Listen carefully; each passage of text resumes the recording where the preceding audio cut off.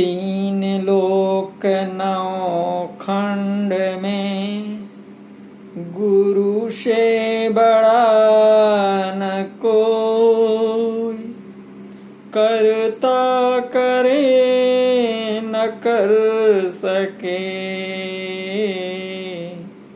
गुरु करे सो हो। श्री सद्गुरुवे नमः। श्री सद्गुरुदेव की जय। आप समस्त श्रोता बंधुओं को मेरा हार्दिक प्रणाम। अध्यात्म दर्शन के इस तीसरे एपिसोड में आप सभी का स्वागत है, हार्दिक अभिनंदन है। अध्यात्म दर्शन में जैसा कि अध्यात्म की चर्चा इसके पहले कई एपिसोड में कर चुके हैं और यहाँ पर मुख्य रूप से दर्शन की चर्चा हो रही है, जिसमें इस अध्यात्म दर्शन के दूसरे एपिसोड में वैशेषिक दर्शन जो महर्षि कणाद जी का लिखा हुआ है, न्याय दर्शन जो महर्षि गौतम जी का लिखा हुआ है, सांख्य दर्शन जो महर्षि कपिल जी का लिखा हुआ है, इस पर चर्चा हो चुकी है। और अब आगे योग दर्शन पर हम बात करने के लिए जा रहे हैं। तो आइए देखते हैं योग दर्शन क्या है। योग दर्शन के प्रवर्तक हैं महर्षि पतंजलि। चित्त वृत्तियों के निरोध को योग कहते हैं। योगश्चित्त वृत्ति ही निरोधा। जिस प्रकार वैशेषिक के सिद्धांतों की पुष्टि न्याय प्रतिपादित प्रमाणों से होती है, उसी प्रकार सांख्य की पुष्टि और पूर्ति योग द्वारा होती है। महर्षि पतंजलि के अनुसार योग के 8 अंग हैं। वे हैं यम, नियम, आसन, प्राणायाम, प्रत्याहार, धारणा, ध्यान, समाधि। योग दर्शन में कर्म की विशद व्याख्या है। योग दर्शन में सांख्य की सृष्टि योजना में ईश्वर का स्थान स्पष्ट कर दिया जाता है। वो उस माली का सा है जो रुकावट को साफ कर पानी की गति को अबाधित कर देता है। मेरी समझ में सांख्य की सृष्टि योजना में इतनी गुंजाइश अवश्य है कि प्रकृति की साम्यावस्था को विषय बनाकर सृष्टि क्रम जारी करने के लिए एक निमित्ती कारण की आवश्यकता प्रतीत होती है। अब आइए मीमांसा दर्शन पर बात करते हैं। इसे पूर्व मीमांसा भी कहा जाता रहा है। इसके आचार्य हैं महर्षि जैमिनी। यद्यपि इसका मूल विषय धर्म की जिज्ञासा है, तथापि इसमें वेदों के पौरुषीय या अपौरुषीय होने तथा उनके अर्थ लगाने की विधि और यज्ञों का विवेचन है। मीमांसा में कर्म की प्रधानता है। कर्मेत मीमांसका। इस प्रधानता के कारण कुछ लोगों ने मीमांसा शास्त्र को निरेश्वर माना है। इसका कारण यह है कि कर्मफल देने में ईश्वर की आवश्यकता ही नहीं रखी गई है। कर्म स्वयं ही फलवान हो जाते हैं, किंतु जो शास्त्र वेदों को पूर्णतया प्रामाणिक मानता है वो ईश्वर का अस्तित्व अस्वीकार नहीं कर सकता। अब आइए वेदांत दर्शन में बात करते हैं। इसे उत्तर मीमांसा भी कहा गया है। वेदांत दर्शन के आचार्य हैं महर्षि वेदव्यास जी। वेदांत शब्द के कई प्रकार से अर्थ किए गए हैं। वेदों का अंत अर्थात वेदों के कर्म और उपासना के पश्चात ज्ञान कांड जो उपनिषदों में प्रतिपादित है। वेदांत का अर्थ ये भी हो सकता है कि जो विद्या वेदों के अध्ययन के पश्चात आती हो। वेद और उसके आगे को अपरा विद्या कहा है और वेदांत या ब्रह्म विद्या को परा विद्या का कहा जाता है। तत्र अपरा ऋग्वेदे यजुर्वेदे सामवेदो अर्थो वेदा शिक्षा कल्पो व्याकरणम निरुक्तम छंदो ज्योतिषम इति अर्थ परा यथा तत्क्षरम अधिगम्यत। ये मुंडकोपनिषद में बताया गया है। वेदों के अंत, सार व निचोड़ को भी वेदांत कह सकते हैं। उत्तर मीमांसा शब्द में भी यही भाव है। वेदों के ज्ञान कांड का विकास हमको उत्तरकालीन उपनिषदों में मिलता है, इसलिए ज्ञान प्रधान वेदांत उत्तरकालीन मीमांसा पूर्व मीमांसा कहलाई। वेदांत में 3 ग्रंथ प्रामाणिक माने जाते हैं, उपनिषद, ब्रह्मसूत्र और श्रीमद् भागवत गीता।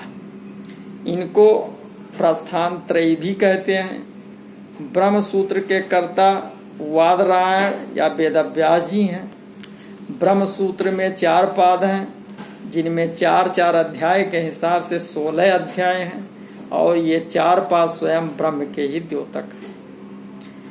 छंदांग्योपनिषद में कहा गया है, पादो अस्य विश्वा भूतानि त्रिपादस्या अमृतम दिव, अर्थात सारा विश्व ब्रह्म का 1/4 भाग है और 3 पाद में वो अमृत रूप में स्थित है। ब्रह्म का व्यापक अंश थोड़ा है, संसार से परे जो अतीत अंश है वो बहुत है। ब्रह्म सूत्रों पर भिन्न भिन्न आचार्यों ने अपने अपने मत के अनुसार टीकाएं की हैं। यद्यपि वे एक ही ग्रंथ की टीकाएं हैं और उनमें सिद्धांत का काफी भेद है, तथापि वे सब श्रुति वाक्यों से बंधे हुए हैं और सब ही किसी न किसी प्रकार से जीव और ब्रह्म की एकता मानते हैं। अब वेदांत की बात चली तो ये देखते हैं शांकर वेदांत। ये मायावाद के नाम से प्रख्यात है, इसको अद्वैत वेदांत भी कहते हैं। आज श्री शंकराचार्य जी का जन्म ईसा की 7वीं शताब्दी के अंत व 8वीं में हुआ माना जाता है। बहुमत से उनका जन्मकाल 788 ईसा माना जाता है। शांकर वेदांत का मूल सिद्धांत तो यही है कि ब्रह्म सत्यम जगत मिथ्या, जीवो ब्रह्मेव नापरा। यह बात शंकराचार्य के शारीरिक भाष्य पर अवलंबित है। शारीरिक का अर्थ है शरीर में रहने वाली आत्मा। श्रुतियों में तो आत्मा की एकता के अनेकों प्रमाण मिलते हैं। सदैव सौम्येद भग्रम आसी देकम नेवा द्वितीयम। छांद योग में कहा गया है, मन शैवान दुष्टव्यम नेह नास्त किंचन तत्वमश अहम ब्रह्मास्मि। आदि महावाक्य भी इस बात को प्रमाणित करते हैं। भेद पर बुद्धि भी नहीं ठहरती, बुद्धि एकता ही चाहती है, किंतु प्रश्न ये होता है कि यह दृश्यमान भेद है क्या? तो शांकर मत से भेद अध्यास मात्र है और उसी प्रकार है जिस प्रकार रस्सी में सांप दिखाई देती है। ज्ञान का प्रकाश हो जाने पर सर्प नहीं दिखाई देता है। सर्प की स्थिति तभी तक है जब तक कि अज्ञान है, तो ये अविद्या के कारण है। भ्रम के सिवाय भेद का अस्तित्व ही नहीं है। ज्ञान हो जाने पर विश्व का पता नहीं चलता, अधिष्ठान मात्र ब्रह्म रह जाता है। रस्सी रस्सी रहती है, सांप रहती ही नहीं, वास्तव में था भी नहीं। शंकराचार्य जी कहते हैं, ना है अस्ति विश्वम पर तत्व बोधात सदात्मनि ब्राह्मणी ब्रह्ममाणी निर्विकल्पे काल तरय ना अप्य हिरीक्षितो गुणे न ही अम्बु बिंदु मृग तृष्णी कायाम। तो ये भ्रम व्यवहार में तो सत्य है, किंतु परमार्थ में असत्य है। इसलिए इसको ना ये कह सकते हैं कि हूँ और ना ये कह सकते हैं कि नहीं हूँ। वेदांत के हिसाब से सत वही है जो तीनों काल में सत हो, जो आदि में ना हो, अंत में ना रहे और मध्य में ही रहे, वो परमार्थ में सत नहीं कहा जा सकता। इसलिए इसको सत्य और असत के बीच की चीज कहा है। इस कारण माया को शांकर मत अनिर्वचनीय कहता है। शांकर मायावाद परमार्थ में जीवों की एकता बतलाकर परोपकार के लिए एक भित्ति तैयार कर देता है। सब भूतों में एक ही आत्मा को देखना परम कर्तव्य हो जाता है। ब्रह्म संसार में व्याप्त भी है और उसको अतीत कहता है। व्याप्त रूप में उसका शाश्वत स्वरूप कहा है और अतीत स्वरूप को शुद्ध स्वरूप कहा है। उपनिषदों में भी कहा है कि वो विश्व में व्याप्त है और उससे बाहर भी है। तो ये जो बाहर है भी है, वही उसका अतीत स्वरूप है। आग्नेय अर्थ को भुवनम प्रविष्टो रूपम रूपम प्रतरूपो बभूव एकस तथा सर्वभूतांतरात्मा रूपम रूपम प्रतरूपो बहिश्च। प्रचार और व्यापकता की दृष्टि से शांकर मत का प्रभाव बहुत व्यापक है। हिंदी साहित्य पर उसकी अमिट छाप है। कबीरदास जी और सूफी संत जायसी अधिकांशता तो स्पष्ट रूप से प्रभावित हैं ही हैं। तुलसीदास जी के रजत सीप माँ भास जिम यथा भानु करवार जतम मृखा तिह काल स्वई भ्रम न सके कोटार। इन सब आदि वचनों में मायावाद की स्पष्ट छाप है। यद्यपि यह कहना कठिन है कि गोस्वामी जी जीव ब्रह्म की एकता के संबंध में भी शंकरवादी थे, तथा फिर उन पर उस वाद का प्रभाव पर्याप्त मात्रा में था। अब विशिष्टाद्वैत की बात करते हैं तो इसके परिवर्तक हैं श्री यामुनाचार्य, किंतु ये उनके प्रख्यात शिष्य रामानुजाचार्य के नाम से अधिक संबंध है। इनका ब्रह्म सूत्रों का भाष्य श्री भाष्य कहलाता है। रामानुजाचार्य ने ब्रह्म या ईश्वर को अद्वैत तो माना है, उसके अतिरिक्त और कुछ नहीं है, किंतु उसे चिद विशिष्ट माना है। चित्त जीव और अचित जड़ दो विशेषणों से युक्त होने के कारण वो विशिष्ट है। विशिष्ट होकर भी वो अद्वैत है। श्री रामानुजाचार्य के सिद्धांत इस प्रकार बतलाए गए हैं। ईश्वरस्य विद चिच्चेति पदार्थ तृतयो हरि ईश्वरश्चित्त इति युक्तो जीवो दृश्यम अचित पुनः। अर्थात हरि का त्रिपदार्थ तमक रूप है, ईश्वर, चित्त और अचित। चित्त जीव है और दृश्य जगत अचित है, विशिष्ट है। विशिष्टा अद्वैत ब्रह्म में स्वगत भेद मानता है। शांकर वेदांत किसी तरह के भेद नहीं मानता। ब्रह्म में सजातीय भेद जैसा मनुष्य मनुष्य का और विजातीय भेद जैसा मनुष्य और घोड़े का तो रामानुजाचार्य भी नहीं मानते। वे स्वगत भेद जैसा हाथ पैर और अंगुली अंगुली का मानने से कोई आपत्ति नहीं देखते। जीव और जगत परमात्मा के विशिष्ट अद्वैत जीव और ब्रह्म में अंशांशी भाव मानता है। जीव पृथक है। विशिष्ट द्वैत मत नारायण की उपासना मानता है। स्वामी रामानंद ने नारायण को राम रूप में माना। विशिष्टा अद्वैत मत का आधार उपनिषदों में इस प्रकार मिलता है। द्वै वाव ब्रह्मरागे रूपे मूर्ति च एवं मूर्तम च मृत्यम च अमृणम च स्थिनम च यु सच त्यज। अथ नाम ध्येयम सत्यार्मित प्रारागा वै सत्यम तेषाम नेव सत्यम। ब्रह्मदारण्य उपनिषद में बताया गया। तो श्री रामानंद जी इसी संप्रदाय में हुए। इनके द्वारा हिंदी साहित्य के दो शाखाएं चली। एक तो कबीर साहिब जी द्वारा ज्ञान भ्रमी शाखा और दूसरी इनकी ज्ञानाश्रयी शाखा। एक तो कबीर साहिब जी द्वारा ज्ञानाश्रयी शाखा, ज्ञान पर आश्रित जो शाखा है, और दूसरा इनके शिष्य परंपरा में आए हुए तुलसीदास जी द्वारा रामाश्रय भक्ति शाखा। तो अब देखते हैं शुद्धाद्वैत। इसके मूल प्रवर्तक हैं विष्णु स्वामी, किंतु ये महाप्रभु वल्लभाचार्य के नाम से अधिक संबद्ध है। महाप्रभु वल्लभाचार्य ने वेदांत सूत्रों पर अणुभाष्य लिखा था और श्रीमद् भागवत का सम्मान वेदों के ही बराबर है। शुद्ध अद्वैत मत में माया को स्थान नहीं है, इसी से उसका ना शुद्ध अद्वैत पड़ा, नाम शुद्ध अद्वैत पड़ा। माया संबंध रहितम शुद्धम मित इत्यु उच्यते बुद्धे। जीव और ब्रह्मत्व में से एक ही है।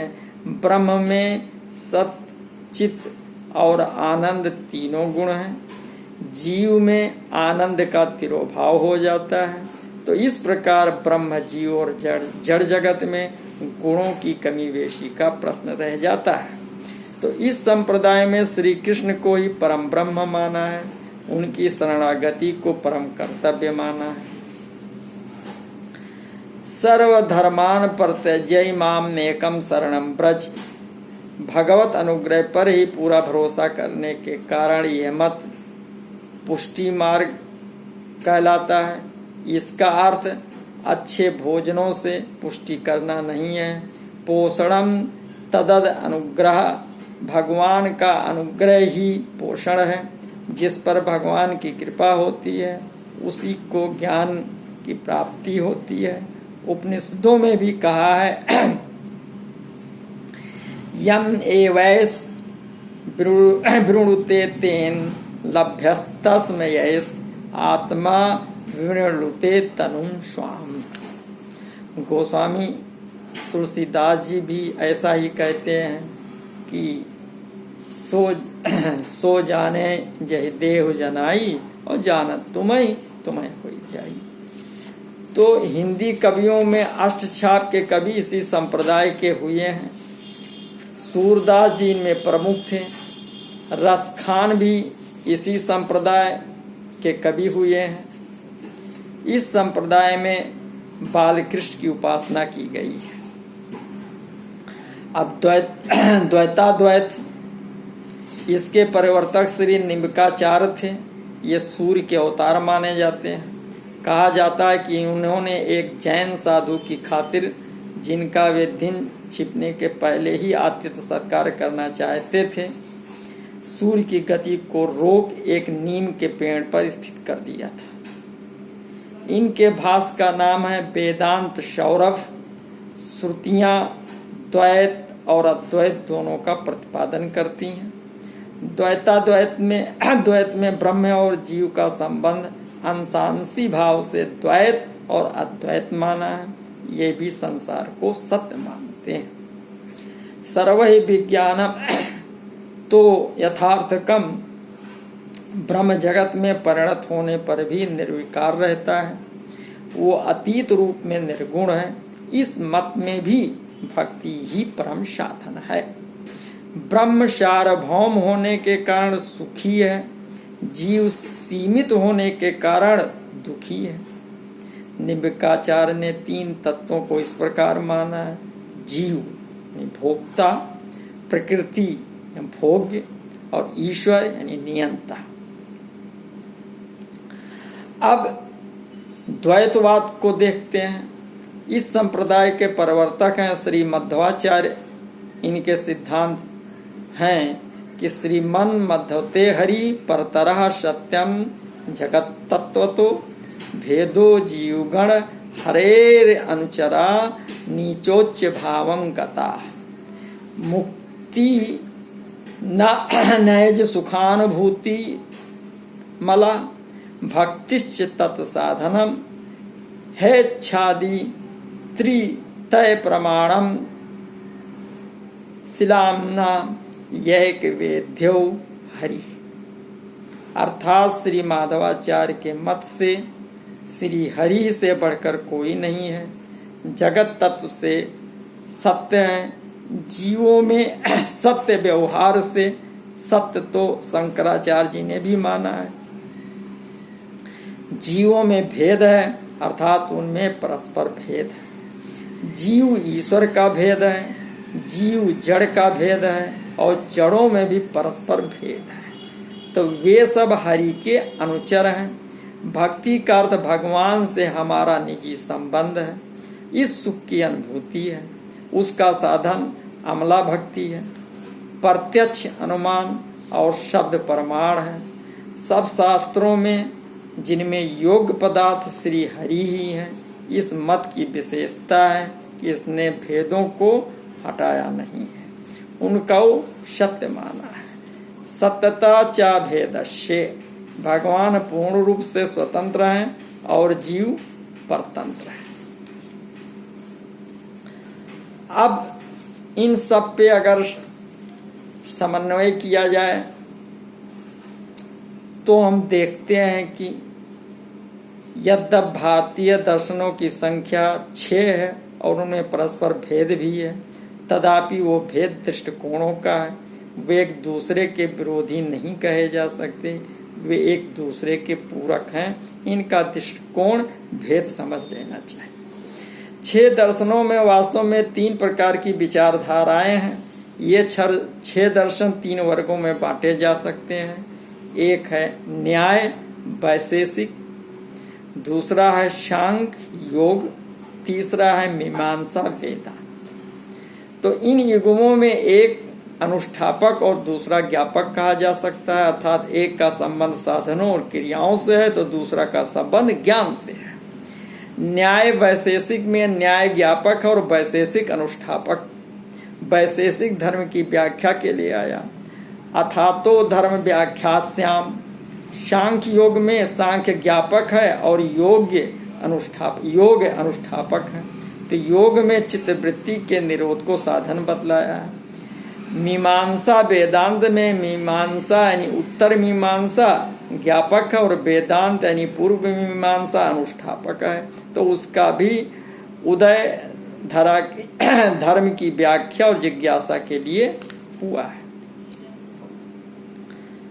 तो आत्मदर्शन के लिए 3 साधन बतलाए गए हैं। श्रवण का संबंध मीमांसा और वेदांत से, क्योंकि श्रुति को ही प्रमाण मानकर आगे बढ़ी है। न्याय वैशेषिक और सांख्य में मनन की प्रधानता है, योग में निध्यासन है। और संसार की उत्पत्ति में 3 दृष्टिकोण माने गए हैं, जिसका विवरण अगले वीडियो में अच्छे ढंग से किया जाएगा। और थोड़ा ये टफ है, समझना कठिन है, क्योंकि यह दर्शन है और जो समझने योग्य है वो पहले अध्यात्म में बता चुके हैं, तब